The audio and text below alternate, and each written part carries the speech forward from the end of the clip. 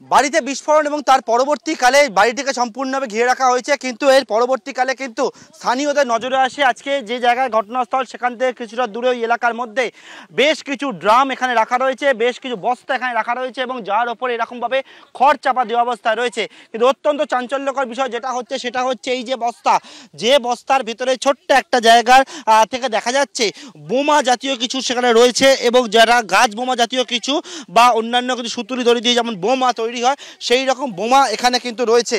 এবং স্থানীয়রা প্রথমে সেটাকে নজরের মধ্যে আনেন এবং এখানে শুধুমাত্র এই একটা বস্তা না, এই রকম একাধিক বেশ কিছু বস্তা, সেই বস্তা রয়েছে বালতি বালতি এরকম গামলা বা বালতিতে বারুদ, সেই বারুদ এখানে রয়েছে এবং এই সবটাই একেবারে খড় দিয়ে চাপা দেওয়া অবস্থায় রয়েছে।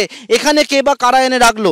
যে জায়গায় বাড়িতে বিস্ফোরণের ঘটনাটি ঘটলো সেখানে কি শুধু বাজি বানানো হতো?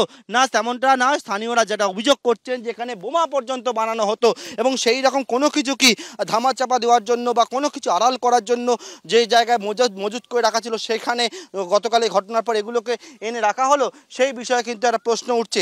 পুলিশ গোটা বিষয়টা ইতিমধ্যে জানার পরবর্তীকালে এখানে স্থানীয়দের যে আসা যাওয়া তার উপর একটা নিয়ন্ত্রণ শুরু করছে। এই মুহূর্তে দেখতে পাচ্ছি বাঁশ দিয়ে যে জায়গা সেই জায়গা ঘিরে রাখা হচ্ছে। এই খবর পাওয়ার পরবর্তীকালে অনেকেই যে বিষয়টা বলছেন যে এখানে এই রকমভাবে বেআইনিভাবে এই কারবারগুলো চলতো, যার জেরে কিন্তু গতকালকে রাতের এই ঘটনা।